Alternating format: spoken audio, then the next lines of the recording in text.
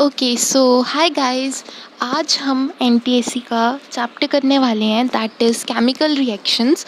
तो class 10th वालों के लिए ये फर्स्ट वीडियो होने वाली है। ठीक है, हम एनटीएससी साइंस की सीरीज़ को स्टार्ट करेंगे चैप्टर केमिकल रिएक्शंस के साथ। इसमें जो भी चीज़ें मैं आपको बताने वाली हूँ वो बोथ इम्पॉर्टेंट होंगी for CBSE as well and for NTSC as well. जो चीज़ें एक्स्ट्रा होंगी, जो सिर्फ एनटीएससी के लिए इम्पॉर्टेंट होंगी, वो भी मैं आपको साथ साथ बताती जाऊंगी। तो आप जिस चीज़ के लिए भी प्रिपेयर कर रहे हैं, आप इन वीडियोस को रेफ़र कर सकते हो। सबसे पहले तो हम इंट्रोडक्शन देखते हैं कि आखिर केमिकल रिएक्शंस क्या होते हैं। तो केमिकल रिएक्शंस पर बढ़ने से पहले हमें ये ज़रूर पता होना चाहिए कि केमिकल चेंज क्या होता है। तो केमिकल चेंज एक ऐसा प्रोसेस है जो किसी भी सब्सटेंस की नेचर या उसकी आइडेंटिटी को ही चेंज कर देता है। ठीक है, तो फिज़िकल चेंज से ये टोटली डिफरेंट है। फिज़िकल चेंज में उसकी फॉर्म या शेप चेंज होती है, बट केमिकल चेंज में उसकी जो नेचर होती है, एक बेसिक नेचर और एक बेसिक आइडेंटिटी होती है, वो ही चेंज हो जाती है। और केमिकल रिएक्शन क्या होता है? केमिकल रिएक्शन एक ऐसा रिएक्शन होता है जो इस केमिकल चेंज को लाने के लिए हेल्प करता है। ठीक है, एंड जब हम इसको सिम्बॉलिकली रिप्रेजेंट करते हैं एक पेपर पर, तो वो बन जाती है केमिकल इक्वेशन। तो आई होप आप सीक्वेंस समझ रहे हो, हम कैसे केमिकल चेंज पर गए, उसके बाद केमिकल रिएक्शन पर आए एंड देन केमिकल इक्वेशन पर आए। तो ये एक बेसिक इंट्रोडक्शन है। ठीक है, तो अब हम देखते हैं कि जो एक केमिकल इक्वेशन होती है या जो केमिकल फार्मूला होता है, अगर हम किसी कंपाउंड को रिप्रेजेंट करें, लाइक शॉर्ट हैंड में रिप्रेजेंट करें, तो वो क्या इंडिकेट करता है, वो केमिकल फार्मूला क्या इंडिकेट करता है। तो वो केमिकल फार्मूला बेसिकली दो मेन चीज़ों को इंडिकेट करता है। एक तो एटम्स जो उस कंपाउंड को कॉन्स्टिट्यूट कर रहे हैं, and second number of atoms, जितने नंबर ऑफ एटम्स उस कॉन्स्टेंट उस एलिमेंट को बनाने के लिए लगे हैं। तो ये दो चीज़ें एक केमिकल फार्मूला हमें इंडिकेट करता है। ठीक है, तो अब हम जो है ये सारा थ्योरी पार्ट है एंड इसमें एग्जांपल्स दिए हुए हैं, तो इसमें से कुछ ज़्यादा इतना इम्पॉर्टेंट नहीं है जो आपको बेसिकली आएगा। ठीक है, जो पूछा जाएगा। ठीक है, तो अब हम जो है बेसिकली नेक्स्ट टॉपिक पे चलते हैं। ठीक है, तो आपको सबसे पहले आपको ये चीज़ पता होनी चाहिए बाइनरी कंपाउंड्स के बारे में। ठीक है, हम जब बाइनरी कंपाउंड्स को रिप्रेजेंट करते हैं, ठीक है, बाइनरी कंपाउंड्स बेसिकली वही होते हैं जो टू एलिमेंट से बने होते हैं। जैसे आप यहाँ पर थोड़ी थ्योरी भी इसकी पढ़ सकते हो। तो बाइनरी कंपाउंड्स जिसमें दो एलिमेंट्स प्रेजेंट होते हैं, जैसे अब आप एग्जांपल ले सकते हो H2O का। ठीक है, तो H2O में आपको एक तो हाइड्रोजन मिलेगा, एक ऑक्सीजन मिलेगा। ठीक है, तो वो आप समझ गए बाइनरी। ठीक है, दो एलिमेंट्स एक कंपाउंड को बना रहे हैं, तो आई होप आप उसका मतलब समझ गए हो। ठीक है, तो इसमें एक इम्पॉर्टेंट लाइन जो है वो मैं आपको रीड करके बताती हूँ। While writing the formula of a binary compound we write the more electronegative element on the right hand side and we change the name of more electronegative element into ide. ठीक है, तो ये आप पढ़ोगे detail में। ठीक है, जैसे अब ऑक्सीजन है, ठीक है, तो वो कहना क्या चाह रहा है कि जो मोर इलेक्ट्रोनेगेटिव एलिमेंट है, ठीक है, पहले तो हम उसको राइट हैंड साइड में लिखेंगे, प्लस उसके नेम के साथ हम एंड में, जैसे ऑक्सीजन है, ये मोर इलेक्ट्रोनेगेटिव है, इसके ऑक्सीजन में जन को रिमूव करके ऑक्साइड लगा देंगे। ठीक है, आइड लगाएंगे। ये आइड जो प्रीफिक्स है इसे हम यूज़ करेंगे, सफिक्स है, इसको हम यूज़ करेंगे। अब जैसे कैल्शियम ऑक्साइड है, इसमें कैल्शियम और ऑक्सीजन में से कौन सा मोर इलेक्ट्रोनेगेटिव है, वो है ऑक्सीजन, तो हम उसके साथ ऑक्साइड लगा देंगे। ठीक है, तो वो बन जाएगा कैल्शियम ऑक्साइड। तो ये बात आपको ध्यान रखनी है। उसके बाद नेक्स्ट इंपॉर्टेंट चीज़ आती है वैलेंसी के बारे में। ठीक है, तो जो मॉलिक्यूलर कंपाउंड्स होते हैं ना, वो कोवेलेंट बॉन्डिंग के थ्रू बने होते हैं मैक्सिमम। ठीक है, तो number of elements in an atom shares, ठीक है, जितने नंबर ऑफ इलेक्ट्रॉन्स एक एटम है या एक कंपाउंड है, एक मॉलिक्यूलर कंपाउंड है, वो शेयर करता है, वो उसके वैलेंस इलेक्ट्रॉन्स होते हैं। एंड इस शेयरिंग की कैपेसिटी को हम क्या कहते हैं, that is known as valency. तो यहाँ पर आपने 9th क्लास में भी ज़रूर ये पढ़ा होगा ठीक है ना, कि कैसे हम वैलेंसी लिखते हैं, कैसे एक केमिकल फार्मूला बनाते हैं।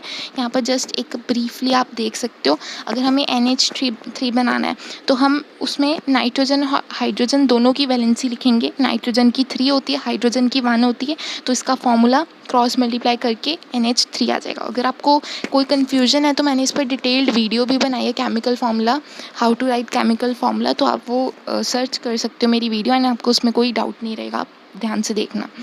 ठीक है, तो ये सब आपको बताया गया है बेसिकली। अच्छा, अब हमने बाइनरी कंपाउंड की तो बात कर ली, अब कुछ और कंपाउंड्स भी हो सकते हैं, जैसे मोनो मॉलिक्यूलर कंपाउंड, ठीक है, एंड अलग अलग प्रीफिक्स होते हैं, मोनो, डाई, ट्राई, ठीक है, ट्राई क्लोराइड, ठीक है, डाई क्लोराइड, इस तरह के कंपाउंड्स होते हैं, आपने सुने होंगे। अब जैसे एग्जांपल के लिए आप देख सकते हो कार्बन मोनोऑक्साइड, ठीक है, नाइट्रोजन डाइऑक्साइड। इसमें अब कैसे आप चेक कर रहे हो डाई कैसे लग रहा है, मोनो कैसे लग रहा है। अब ऑक्सीजन को देखो, जो मोर इलेक्ट्रोनेगेटिव एलिमेंट है ना, उसको देखो। अब उसमें ऑक्सीजन में, CO में ऑक्सीजन के एटम्स कितने हैं, 1, तो मोनो लग जाएगा। मोनो का मतलब ही 1 होता है, क्या बन जाएगा, कार्बन मोनोऑक्साइड। मोर इलेक्ट्रोनेगेटिव को मैंने पहले ही बताया, आइड लगेगा तो कार्बन मोनोऑक्साइड। फिर है NO2, इसमें O2 के जो मोर इलेक्ट्रोनेगेटिव है उसके कितने ज़्यादा एटम्स है, उसके 2 हैं, तो 2 के लिए क्या होता है prefix, that is di, so nitrogen dioxide. PCl3 phosphorus trichloride. अब यहाँ Cl आपने देखा, इसके 3 एटम्स हैं, तो ट्राई आ जाएगा, एंड मोर इलेक्ट्रोनेगेटिव है क्योंकि ये, तो आइड हो जाएगा, फॉस्फोरस ट्राइक्लोराइड। अच्छा, अब इसी तरह से और एग्जांपल्स हैं। अब हम हाइड्रोजन को कंसीडर करने वाले हैं, तो हाइड्रोजन में हम क्या करते हैं, हाइड्रोजन अगर किसी भी एलिमेंट का, ठीक है, when hydrogen is the first element in the formula, तो कोई भी प्रीफिक्स हम ऐड नहीं करते हैं। जैसे H2S है, अब hydrogen sulphide and not di hydrogen sulphide. अब H2S में आप देख रहे हो 2 है, 2 एटम्स हैं, तो कभी भी आप डाई हाइड्रोजन सल्फाइड नहीं लिखोगे, आप हमेशा हाइड्रोजन सल्फाइड लिखोगे। एक रूल है, आपको याद रखना है। H2O में हाइड्रोजन मोनोऑक्साइड इसका नेम होता है, जिसको हम कॉमनली वाटर कहते हैं। इसका ओरिजिनल नेम हाइड्रोजन मोनोऑक्साइड होता है। अब इसको आप ये नहीं कहोगे डाई हाइड्रोजन मोनोऑक्साइड, ठीक है, तो हाइड्रोजन मोनोऑक्साइड आएगा। तो इसी तरह से अब जैसे NH3 को आप कॉमनली अमोनिया के नाम से जानते हो, बट इसका ओरिजिनल नेम क्या है, नाइट्रोजन ट्राईहाइड्राइड। ऑलराइट। अच्छा, उसके बाद यही सब इन्होंने बातें की हैं। अब हम आयोनिक कंपाउंड पे जा रहे हैं। हमने कोवेलेंट कंपाउंड की नेमिंग एंड वो सब चीज़ें, केमिकल फार्मूला देख लिया। अब हम आयोनिक कंपाउंड पर देखते हैं, ठीक है। तो आयोनिक कंपाउंड में एक आपको पता है केटायन होगा, एक एनायन होगा, यानी एक पॉजिटिव चार्ज होगा, एक नेगेटिव चार्ज होगा। हमेशा जो केटायन एनायन के इक्वल होता है, यानी पॉजिटिव चार्ज हमेशा ही नेगेटिव चार्ज के इक्वल होता है। तो कभी भी हमें जब फॉर्मूला लिखना है एक आयनिक कंपाउंड का, तो उसमें हमेशा हम पॉजिटिव आयन को पहले लिखेंगे और जो नेगेटिव आयन है उसको बाद में लिखेंगे। तो आप ये देख सकते हो कैसे हमने MgCl2 का लिखा है, ठीक है, वैलेंसी यानी उनका चार्ज हमने नीचे लिख दिया एंड क्रॉस मल्टीप्लाई करके हमारे पास MgCl2 बन गया। ऐसी NaCl, आप ये सब प्रैक्टिस कर सकते हो। अच्छा, अब एक मैं आपको टर्म यहाँ पर बता दूँ, दैट इज़ पॉलीएटॉमिक आयंस, ठीक है। तो इसका मतलब क्या होता है, when atoms of more than one kind, ठीक है, अगर एक प्रकार के एलिमेंट से ज़्यादा, ठीक है, जिसमें कॉमन पॉजिटिव और नेगेटिव चार्ज हो, उस तरह के आयंस को हम पॉलीएटॉमिक आयंस कहते हैं। जैसे अब अमोनियम आयन देखो, NH4 पॉजिटिव, फिर आप देखो PO4 3 नेगेटिव, ठीक है। तो ये सब जो है इसके एग्जांपल्स हैं। इसमें एक से ज़्यादा काइंड ऑफ एलिमेंट्स प्रेजेंट हैं, ठीक है, तो वो पॉलीएटॉमिक आयंस होंगे। अच्छा, उसके बाद आप देखो केमिकल इक्वेशन, ठीक है, उसकी डेफिनेशन है, ये आपसे कोई नहीं पूछेगा। जिंक मेटल को अगर हम ऑक्सीजन के साथ रिएक्ट करते हैं तो आप उसकी एक बार देख लो। तो अब जो बेसिकली हम केमिकल रिएक्शन पर बढ़ रहे हैं, अब हम काफ़ी सारे केमिकल रिएक्शंस को देखने वाले हैं। अब यहाँ पर आपको रिएक्टेंट्स और प्रोडक्ट्स के बारे में पता चलना चाहिए। अब आप ये इक्वेशन देखो, A+B गिव्स C+D। तो यहाँ पर A+B जो है वो रिएक्टेंट्स हैं, एंड जो एरो हेड के दूसरी साइड हैं C+D, दैट आर प्रोडक्ट्स। तो ये आपको पता होना चाहिए। अच्छा, उसके बाद हम नेक्स्ट चीज़ देखते हैं, ठीक ठीक है, तो आपने देखा होगा केमिकल रिएक्शन में कुछ सिंबल्स दिए होते हैं, जी, एक्वस, एल, एस। इनका मीनिंग क्या होता है? जी का मतलब होता है गैस, एल का लिक्विड, ए क्यू का मतलब एक्वस एंड एस का मतलब सॉलिड। अभी आप नेक्स्ट जो एग्जांपल देख रहे हो, AgNO3 plus NaCl gives AgCl plus NaNO3, इसमें आप देख सकते हो AgNO3 और NaCl को एक्वस फॉर्म में लिया है और हमें प्रोडक्ट साइड में जो AgCl मिला है वो सॉलिड में मिला है एंड NaNO3 एक्वस फॉर्म में मिला है। तो ये आपको जस्ट पहचान करवानी थी कि इसका मतलब क्या होता है। अच्छा, अब हम केमिकल इक्वेशंस पर बढ़ रहे हैं। सबसे पहले तो हम बात करते हैं स्केलेटल केमिकल इक्वेशन की। स्केलेटल केमिकल इक्वेशन एक ऐसी केमिकल इक्वेशन होती है जिसको हमने बैलेंस नहीं किया होता है, यानी अनबैलेंस्ड केमिकल इक्वेशन। ठीक है, और केमिकल इक्वेशन एक वेल बैलेंस्ड इक्वेशन होती है। अगर वो वेल बैलेंस नहीं है तो that is skeletal chemical equation. ठीक है, तो हम जो बैलेंसिंग करते हैं वो हिट एंड ट्रायल मेथड से करते हैं। अब बैलेंसिंग पर भी अगर आपको डिटेल्ड वीडियो देखनी है तो वो भी आप मेरे चैनल पर सर्च कर सकते हो। ठीक है, law of conservation of mass हमेशा सेटिस्फाई होना चाहिए, इसीलिए हम बैलेंसिंग करते हैं। अगर आपको MCQ में पूछ लिया जाए that why is balancing necessary, तो आपको law of conservation of mass को सेटिस्फाई कराने के लिए जो ऑप्शन दी होगी वही आपकी राइट ऑप्शन होगी। यानी law of conservation of mass जो आपने 9th क्लास में पढ़ा होगा, अगर वो सेटिस्फाई नहीं हो रहा, ठीक है, तो केमिकल इक्वेशन की कोई इतनी सिग्निफिकेंस नहीं रहेगी। ओके, नेक्स्ट जब हम टाइप्स ऑफ केमिकल रिएक्शंस पर बढ़ते हैं तो basically 5 main different types of reactions होते हैं: combination, decomposition, displacement, double displacement and redox reaction. अब इनको जो डिटेल में स्टडी करना है वो अब हम करने जा रहे हैं। हमने नेम्स देख लिया, हमें सब पता चल गया केमिकल रिएक्शन क्या होता है, केमिकल चेंज क्या होता है, केमिकल इक्वेशन क्या होती है, अनबैलेंस्ड केमिकल इक्वेशन यानी स्केलेटल केमिकल इक्वेशन क्या होती है, और बहुत सारी हमने जो बेसिक्स थे अपने चैप्टर को स्ट्रॉन्ग करने के लिए, जो बेसिक्स थे, जो फाउंडेशन थी वो ले कर दिए। अब हम थोड़ी डिटेल चीज़ों में घुसने वाले हैं। ठीक है, तो डिटेल में देखो, जैसे अब आपके पास सबसे पहले कॉम्बिनेशन रिएक्शन है। तो कॉम्बिनेशन रिएक्शन, अब आपको कंबाइन का मतलब पता है ना? कंबाइन का मतलब क्या होता है? सोचो, कंबाइन का मतलब होता है जब 2 या 2 से ज़्यादा एलिमेंट्स को एक सिंगल कंपाउंड में फॉर्म किया जाए, that is combination. Not single compound, ज़्यादा कंपाउंड्स भी हो सकते हैं, 2 या 2 से ज़्यादा। ठीक है, तो एग्जाम्पल आप देख सकते हो, H2 प्लस Cl2 क्या बनाता है? HCl। ठीक है, तो that is a type of combination reaction. अब क्विक लाइम की फॉर्मेशन आप देख सकते हो। ठीक है, तो that is also combination reaction. अच्छा, उसके बाद डीकॉम्पोजिशन रिएक्शन। डीकॉम्पोजिशन रिएक्शन कुछ नहीं है, बहुत सिंपल है। एक कंपाउंड को जब 2 या 2 से ज़्यादा सिंपलर सब्सटेंसेस में हम ब्रेक करते हैं, दैट इज़ डीकॉम्पोजिशन, डीकम्पोज होना। ये जो आपके रिएक्शंस हैं ना, इनके नेम से ही आपको मतलब पता चल जाता है। ठीक है, तो एग्जांपल में आप देख सकते हो, अगर हम H2O को ब्रेक करें तो वो हाइड्रोजन और ऑक्सीजन में ब्रेक होता है। ठीक है, अगर मैं कैल्शियम कार्बोनेट को हीट के साथ ब्रेक करूं तो कैल्शियम ऑक्साइड प्लस CO2 होता है। अच्छा, अब मैं जब हीट के साथ किसी इक्वेशन को ब्रेक करूंगी तो that would be thermal decomposition. Heat use करी हूँ ना, हीट का मतलब थर्मल, थर्मल डीकॉम्पोजिशन। अच्छा, अगर मैं लाइट यूज़ करी हूँ, जैसे मैं सिल्वर ब्रोमाइड को अगर मैं ब्रेक करना चाहती हूँ सिल्वर और ब्रोमीन में, तो I will be using light and that is photochemical decomposition. अगर मैं इलेक्ट्रिसिटी यूज़ करती हूँ तो दैट इज़ इलेक्ट्रोलिटिक डीकॉम्पोजिशन। इसका सिंपलेस्ट एग्जांपल हाइड्रोजन का ब्रेक है। हाइड्रोजन को हम लाइट की प्रेजेंस में ब्रेक करते हैं तो दैट इज़, सॉरी, इलेक्ट्रिसिटी, यहाँ पर गलत लिखा है, इलेक्ट्रिसिटी की प्रेजेंस में ब्रेक करते हैं तो that would give hydrogen plus oxygen. ठीक है, तो ये आपका था डीकॉम्पोजिशन रिएक्शन। अब डबल डिस्प्लेसमेंट रिएक्शन पढ़ने से पहले आपको ये सीरीज़ अच्छी तरह पता होनी चाहिए, that is reactivity series. Reactivity series of a metal. ठीक है, मेटल्स को डिसेंडिंग ऑर्डर में उनके रिएक्टिविटी के बेस पे अरेंज किया जाता है। अगर आपको ये नहीं पता तो आप डबल डिस्प्लेसमेंट रिएक्शन नहीं क्रैक कर पाओगे। ठीक है, तो पोटेशियम जो होता है मोस्ट रिएक्टिव होता है। ठीक है, एंड हाइड्रोजन को हम एज अ रेफरेंस लेते हैं और लीस्ट रिएक्टिव प्लेटिनियम होता है। तो ये जो पूरी सीरीज़ है आपको इसे याद रखना है। ठीक है, तो अब हम डिस्प्लेसमेंट रिएक्शन देख चुके हैं। ठीक है, अब हम डबल डिस्प्लेसमेंट रिएक्शन पर बढ़ रहे हैं। डबल डिस्प्लेसमेंट रिएक्शन में सिंपली क्या होता है कि एक मोर रिएक्टिव मेटल को एक लेस रिएक्टिव मेटल, एक मोर रिएक्टिव मेटल एक लेस रिएक्टिव मेटल को डिस्प्लेस कर देता है। अब इसका एग्जांपल देखो तो आपको ज़्यादा समझ आएगा। अब हमारे पास जिंक है, कॉपर सल्फेट है, अब हमने इनका रिएक्शन करवाना है। तो आप रिएक्टिविटी सीरीज़ में देखो, जिंक जो है वो कॉपर से बहुत ज़्यादा रिएक्टिव है, तो जिंक यहाँ पर कॉपर सल्फेट में से कॉपर को डिस्प्लेस कर देगा और क्या बना देगा, zinc sulphate plus copper.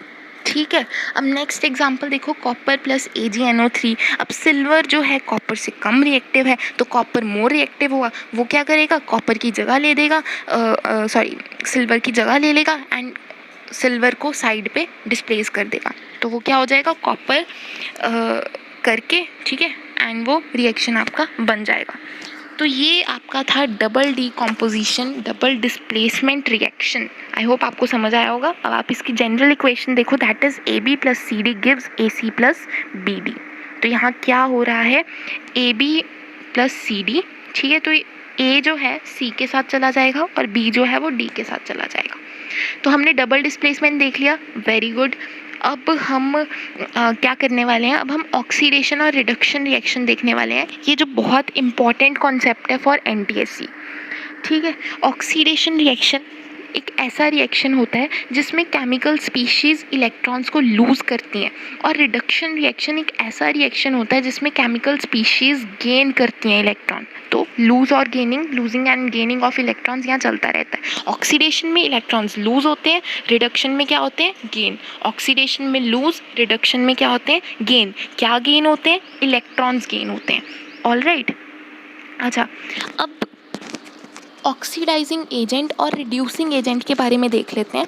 Oxidising agent नाम से ही पता चल रहा है, जो किसी सब्सटेंस को ऑक्सीडाइज होने के लिए हेल्प करता है। और रिड्यूसिंग एजेंट ऐसा एजेंट है जो एक सब्सटेंस को रिड्यूस होने के लिए और दूसरे को ऑक्सीडाइज करने के लिए हेल्प में आता है। रिड्यूसिंग एजेंट हमेशा लूज करता है इलेक्ट्रॉन्स को, और ऑक्सीडाइजेशन एजेंट हमेशा गेन करता है इलेक्ट्रॉन्स को। अब इसमें टोटली डिफरेंट है। ऑक्सीडेशन में लूजिंग ऑफ इलेक्ट्रॉन्स होता था, लेकिन ऑक्सीडाइजिंग एजेंट में गेनिंग ऑफ इलेक्ट्रॉन्स होता है। उसी तरह रिडक्शन में गेनिंग ऑफ इलेक्ट्रॉन्स होता है, बट रिड्यूसिंग एजेंट में लूजिंग ऑफ इलेक्ट्रॉन्स होता है। ये आपको ध्यान रखना है, इसका आप अपनी नोटबुक में ध्यान से नोट कर लो।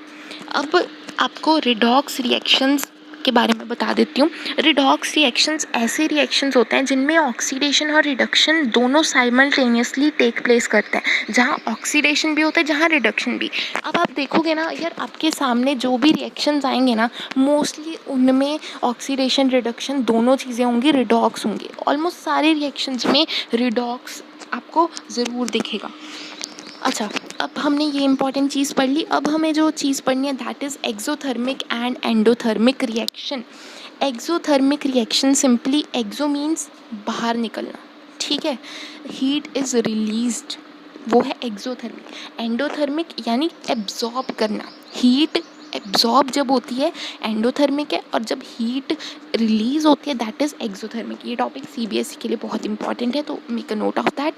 एक्सोथर्मिक के एग्जांपल देख लो, burning of fuel, respirations, neutralising acid with base, इन सब में हीट रिलीज हो रही है।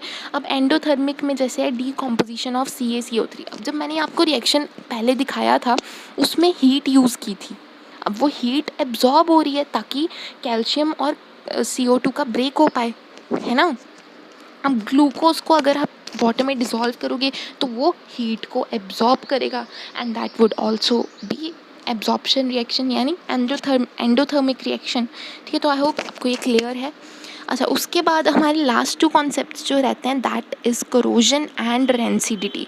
अब कोरोजन की अगर मैं बात करूं तो this is a process by which metals are oxidized under the influence of atmospheric conditions like moisture, acidic oxides in air. ठीक है, कोरोजन हमेशा ही स्लो ऑक्सीडेशन प्रोसेस है, और अगर हम स्पेसिफिकली नेम दें आयरन के कोरोजन को, दैट इज़ रस्टिंग। अब रस्टिंग का वर्ड नाम सुनते ही आपको समझ आ गया होगा कि कोरोजन क्या है। कोरोजन ऑक्सीडेशन है, मेटल को ऑक्सीडाइज करवा देना, किसके इन्फ्लुएंस में, एटमॉस्फेरिक ऑक्साइड्स जैसे कि एसिडिक ऑक्साइड्स, मॉइस्चर, ठीक है, मॉइस्चर, वाटर, तो ये सब चीज़ों के इन्फ्लुएंस में आके जब एक मेटल ऑक्सीडाइज हो जाता है तो that process is known as corrosion. और आयरन, अगर स्पेसिफिकली मैं कहूँ, आयरन के करोजन को हम क्या कहते हैं, that is rusting of iron. Okay, then rancidity आता है, ये भी काफ़ी इंपॉर्टेंट है।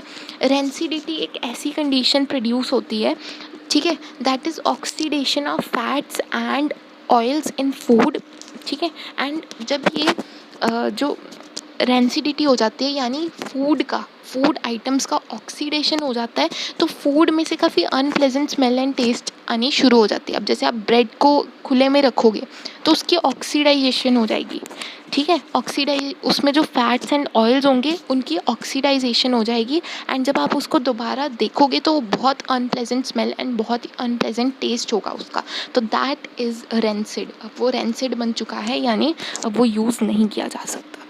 ओके, अब रेंसिडिटी को प्रिवेंट करने के लिए मेजर्स भी होते हैं, जैसे कि adding antioxidants, packing food in nitrogen gas atmosphere, keeping food in refrigerator and storing food away from hot places, ठीक है। तो ये सब काफ़ी सारे और भी मेजर्स होते हैं, जैसे वैक्यूम पैकिंग, ये भी एक मेजर होता है। अगर आप फूड को एंटीऑक्सीडेंट्स के साथ प्रिजर्व कर दोगे, जैसे आप देखते हो आपके जो आइटम्स होती हैं वो मोस्टली प्रिजर्व्ड होती हैं, जो पैकेज्ड फूड होता है वो प्रिजर्व्ड होता है, उसमें एंटीऑक्सीडेंट्स डले होते हैं ताकि वो रेंसिडिटी ना हो पाए, उसकी ऑक्सीडेशन, उसमें जो फैट्स एंड ऑयली एसिड्स हैं उनकी जो ऑक्सीडेशन है वो ना हो पाए, ठीक है, इसलिए उसमें एंटीऑक्सीडेंट्स डाले जाते हैं। फिर नाइट्रोजन गैस डाली जाती है फूड, ठीक है, आप देखते हो जैसे आपके लेज़ के पैकेट होते हैं, तो ये सब चीज़ों में नाइट्रोजन गैस होती है, ठीक है। एंड रेफ्रिजरेटर में अगर आप फूड को रख दोगे तब भी वो सेव हो जाएगा। And storing food away from hot places, अगर आप सन से दूर रखोगे, जैसे आप देखना फूड पैकेट्स के पीछे लिखा होता है keep away from sunlight and keep in cold places, ठीक है, तो इसका यही मतलब है। तो यही था, हमारा चैप्टर क्लोज हो गया। अब देखो यार, आपने ना थ्योरी पढ़ लिया चैप्टर की, ठीक है, अब आपको चैप्टर का जिस्ट पता चल गया कि इस चैप्टर में क्या क्या है, क्या क्या इम्पोर्टेंट है, कैसे कैसे करना है।